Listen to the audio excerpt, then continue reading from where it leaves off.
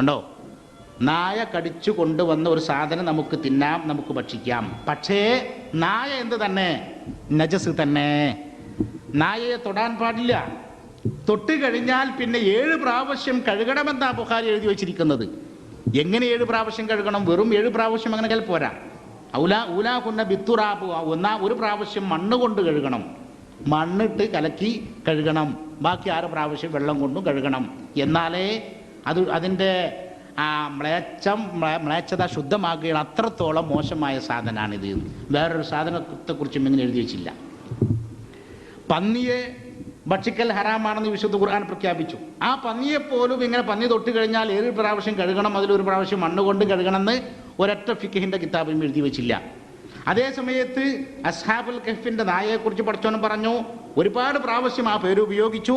ഇതേപോലെ തന്നെ നായയെ നിങ്ങൾക്ക് വേട്ടമൃഗമായി ഉപയോഗിക്കാം, അത് പിടിച്ചുകൊണ്ടുവരുന്ന സാധനത്തെ നിങ്ങൾക്ക് അള്ളാഹുവിൻ്റെ നാമം ഉച്ചരിച്ചുകൊണ്ട് നിങ്ങൾക്ക് ഭക്ഷിക്കാം എന്നൊക്കെ എഴുതി വെച്ചു.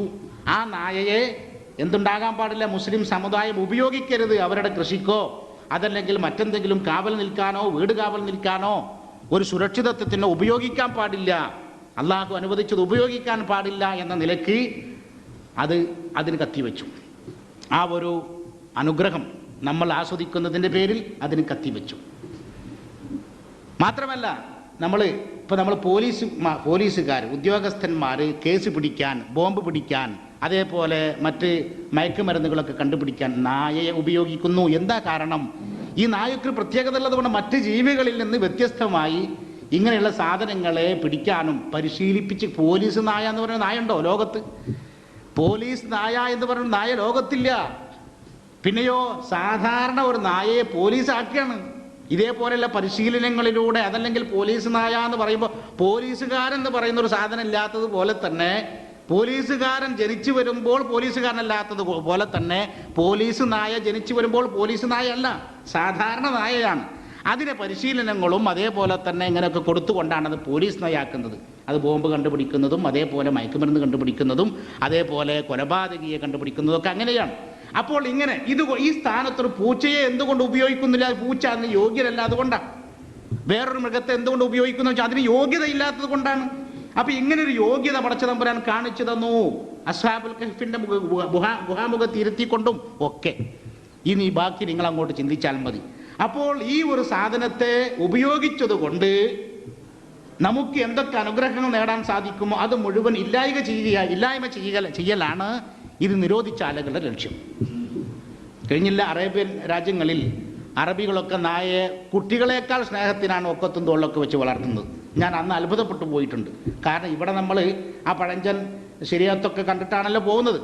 അപ്പോൾ അഹ്ലുസുന്നത്തുൽ ജമാഅത്തിന്റെ വിശ്വാസപ്രകാരം നായ നജസാണ്, 7 പ്രാവശ്യം കഴുകണം, 1 പ്രാവശ്യം മണ്ണ് കൊണ്ടൊക്കെ കഴുകണം എന്ന് പഠിച്ചു പോയ നമുക്ക് ഇവർ നായനെങ്ങനെ തോളിൽ വെച്ച് താലോലിക്കുന്നതും അതേപോലെ തന്നെ കുട്ടികളെക്കാൾ സ്നേഹത്തിൽ വളർത്തുന്നത് കണ്ടപ്പോൾ പടച്ച തമ്പുരാനെ ഇവർ ഏത് മദ്ഹബുകാരാണെന്ന് ഞാൻ അന്ന് അത്ഭുതപ്പെട്ടു പോയിട്ടുണ്ട്. പക്ഷേ മാലിക്കി മദ്ഹബിൽ ശരിക്ക് അഹ്ലുസുന്നത്തുൽ ജമാഅത്തിൽ നിന്ന് വിശുദ്ധ ഖുർആനിൻ്റെ അടിസ്ഥാനത്തിൽ ചിന്തിക്കാതെ വരുമ്പോൾ പിന്നെ എല്ലാം ചെന്ന് ചാടുക അബദ്ധത്തിലാണ്. അതിൻ്റെ അടിസ്ഥാനത്തിലാണ് നമ്മുടെ മാലിക്കി മദ്ഹബിൽ നായയെ തിന്നാമെന്ന് വരെ എഴുതി വച്ചിരിക്കുന്നു. നായയെ തിന്നാമെന്ന് വരെ എഴുതി വച്ചിരിക്കുന്നു. വിശുദ്ധ ഖുർആന്റെ അടിസ്ഥാനത്തിൽ അതൊന്നും കിട്ടൂല, നമ്മളത് പറയുന്നില്ല, നമുക്കത് വാദമില്ല. പക്ഷേ ഖുർആൻ പറയുന്ന യാഥാർത്ഥ്യത്തിൽ നിന്ന് വഴിതെറ്റിയപ്പോൾ പിന്നെ ഖുർആൻ വിരുദ്ധമായ അപകടത്തിൽ ചാടേണ്ട വന്ന ഗതികേടാണ് നമുക്ക് കാണുവാൻ സാധിക്കുന്നത്. സമഖ്ശരി എന്ന് പറയുന്ന ഒരാൾ നിങ്ങൾ കേട്ടിട്ടുണ്ടായിരിക്കും. മഹാപണ്ഡിതനാണ്, ഖുർആൻ വ്യാഖ്യാതാവാണ്. അയാൾ പറയുകയുണ്ടായി, തഅജ്ജബ്തു മിൻ ഹാദാ സമാനി വഅഹ്ലിഹി ഫമാ അഹദും മിൻ അൽസുനിന്നാസി യസ്ലമൂ. ഈ കാലഘട്ടത്തെക്കുറിച്ച് ഞാൻ വളരെയധികം അത്ഭുതപ്പെടുന്നു. ഒരാളും മറ്റൊരാളുടെ നാവിൽ നിന്ന് ഒഴിവാകുന്നില്ല എന്ന് പറഞ്ഞാൽ ഒരാളും മറ്റൊരാളെ കുറ്റം പറയുന്നതിൽ നിന്ന് ഒരാളും ഒഴിവാകുന്നില്ല. എല്ലാവരും ഒരാളെ അതല്ലെങ്കിൽ ഒരാൾ മറ്റാളെ കുറ്റം പറയുന്നു. എന്നിട്ട് പറയാം, وإن حنفيا قلت قالوا بأنني أبيح الطلاء وهو الشراب المحرم. ഞാൻ ഒരു ഹനഫി മദ്ഹബുകാരനാണെന്ന് പറഞ്ഞാൽ ജനങ്ങൾ എന്നെക്കുറിച്ച് പറയും കള്ളു കുടിക്കൽ അനുവദനീയമാക്കുന്ന ആളാണ് എന്ന് പറഞ്ഞാൽ തില എന്ന് പറയുന്ന ഒരു ലഹരി വസ്തു, ആ സാധനം ഏതാണ്ട് ലഹരി എത്തുന്നത് വരെയൊക്കെ കുടിക്കാമെന്നാണ് ഹനഫി മദ്ഹബിൽ എഴുതി വച്ചിരിക്കുന്നത്. അപ്പോൾ ഞാൻ ആ ഹനഫി മദ്ഹബുകാരനാണെന്ന് പറഞ്ഞു കഴിഞ്ഞാൽ ആളുകൾ എന്നെ കുറിച്ച് എന്ത് പറയും? മറ്റു മദ്ഹബുകാരൊക്കെ എന്നെ കുറിച്ച് എന്ത് പറയും? ഇയാൾ കള്ള് ഹലാലാക്കിയ ആളാണ് ആ പോണത് എന്ന് എന്നെ കുറിച്ച് പറയും. വഇൻ ശാഫിഇയ്യൻ ഖുൽതു ഖാലൂ ബിഅന്നനി ഉബീഹു നികാഹൽ ബിന്ദി വൽ ബിന്ദു തഹ്റുമു. ഞാൻ ഷാഫി മദ്ഹബുകാരനാണെന്ന് പറഞ്ഞാലോ ജനങ്ങൾ എന്നെ കുറിച്ച് പറയും, ഇയാൾ കണ്ടോ, ആള് പോക്കാൻ കേട്ടോ, എന്തേ ഇയാള് സ്വന്തം മോളെ തന്നെ കല്യാണം കഴിക്കാന്ന് പറയുന്ന ആളാണ് എന്ന് എന്നെ കുറിച്ച് പറയും. അതെങ്ങനെ? ഷാഫി മദ്ഹബിൽ വ്യഭിചാരത്തിൽ തനിക്കുണ്ടായ മകളെ അയാൾക്ക് കല്യാണം കഴിക്കാൻ എഴുതി വെച്ചിരിക്കുന്നു. അപ്പൊ അതും പറ്റൂല. പിന്നെയോ വഇൻ മാലികിയ്യൻ ഖുൽതു ഖാലൂ ബിഅന്നനി ഉബീഹു ലഹും അക്ലൽ കിലാബി വഹും ഹുമു. ഞാൻ മാലിക്കി മദ്ഹബുകാരനാണെന്ന് പറഞ്ഞാൽ ആളുകൾ എന്നെ കുറിച്ച് പറയും, ഇയാൾ നായനെ തിന്ന എന്ന് പറയുന്ന ആളാണ് എന്ന് എന്നെ കുറിച്ച് പറയും. അപ്പം ഞാൻ അവിടെ നിന്നിട്ട് കാര്യമില്ല, അവിടെയും ഞാൻ ആക്ഷേപിക്കപ്പെടും. ഇനി ഞാൻ ഹംബലി മദ്ഹബുകാരനാണെന്ന് പറഞ്ഞാലോ അപ്പോൾ ഇവരെന്നെ കുറിച്ച് പറയും, അള്ളാഹുവിന് കയ്യും കാലും ഒക്കെ ഉണ്ട് എന്ന് പറയുന്ന ആളാണ് എന്ന് എന്നെ കുറിച്ച് പറയും. അപ്പം ഞാൻ അതൊന്നുമല്ല, ഹനഫിയോ അല്ല, ഷാഫിയോ അല്ല, ഹംബലിയോ അല്ല, മാലിക്കോ അല്ല, ഇവിടെ ഒന്നും എനിക്ക് നിൽക്കാൻ പറ്റൂല എന്ന് പറയുന്നുണ്ട്. അപ്പോൾ എന്താ പറഞ്ഞതിൻ്റെ ചുരുക്കം? മാലിക്കി മദ്ഹബിൽ നായയെ തിന്നൽ അനുവദിക്കപ്പെട്ടിരിക്കുന്നു എന്ന് ചുരുക്കം. അപ്പോൾ ഇങ്ങനെ വിശുദ്ധ ഖുർആൻ അനുവദിച്ച കാര്യങ്ങളിൽ നിന്ന് ഒഴിവാകുക മൂലം ചെന്ന് ചാടിയത് ഇതിനേക്കാൾ വലിയ അബദ്ധത്തിലാണ്. കഴിഞ്ഞില്ല. നമുക്കറിയാവുന്നൊരു കാര്യമുണ്ട്.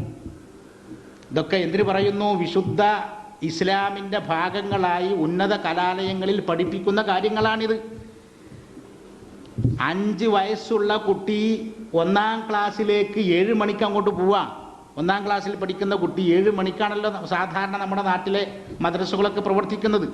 എന്നിട്ടോ ആ മദ്രസയിലേക്ക് ചെന്നിട്ട് ഈ കുരുന്ന് ഹൃദയത്തിലേക്ക് തലയിലേക്ക് അടിച്ചു കയറ്റാണ് എന്ത്?